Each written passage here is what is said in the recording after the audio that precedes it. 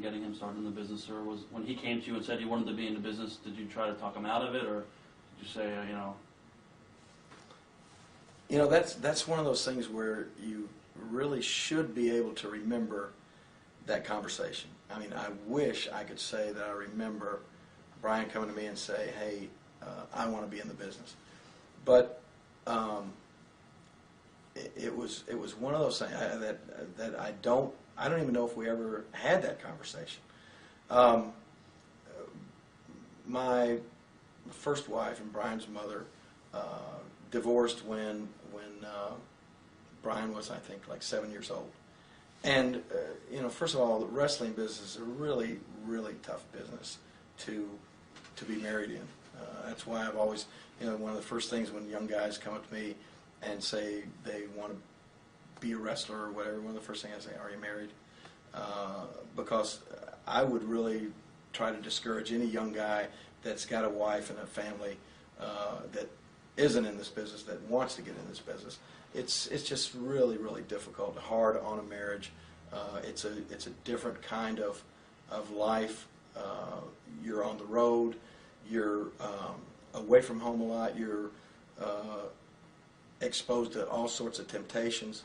You know, people see you as all this big movie star or TV star, or big wrestling star, and fact of life is there are girls out there that will literally throw themselves at you. So there's a lot of temptation, a lot of opportunity to not be a good husband or father in this business.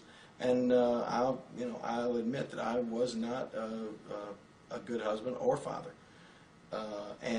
And we wound up getting a divorce when Brian was 7, and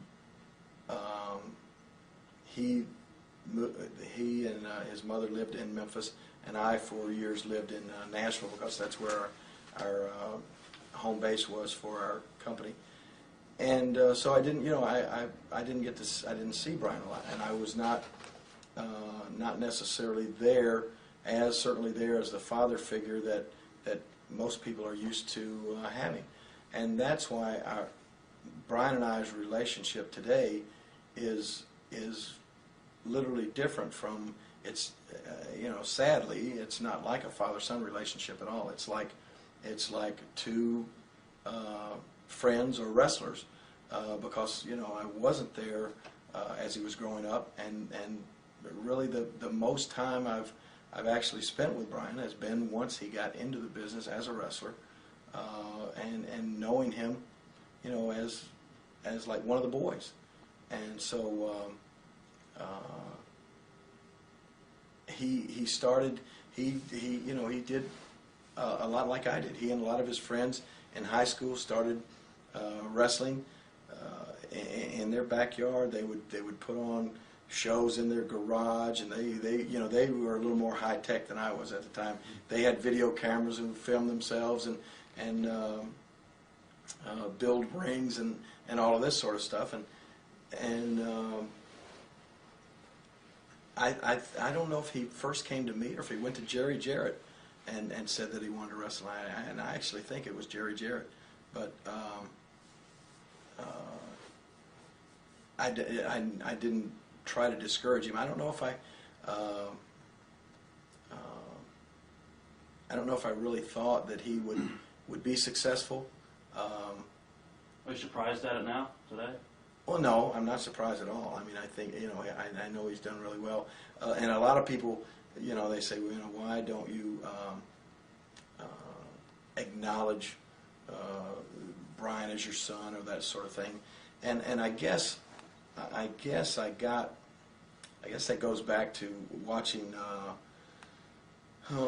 Buddy Fuller and Robert Fuller and the Welches and that sort of thing.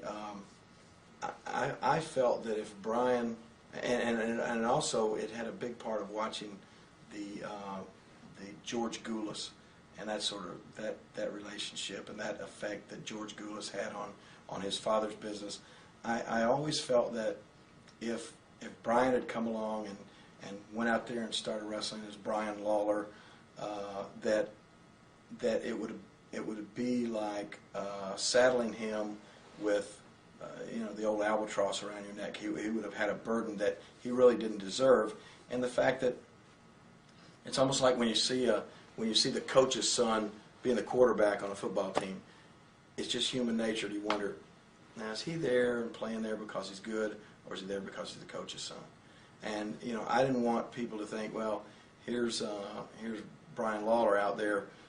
He's only there because of his old man, and I wanted him to also to be able to if he's going to make it on his own, and not have to try to fill anybody's shoes, and not have to be in anybody's shadow, and plus I didn't feel that it was right. I didn't deserve to get to take the credit if he was good, because I really I wasn't there when he was growing up to have that relationship, to be able to say look what I did, look at what I produced, and look what I made here.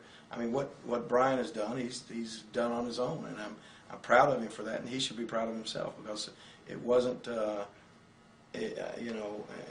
it may be bad to say, but it wasn't because of anything that I helped him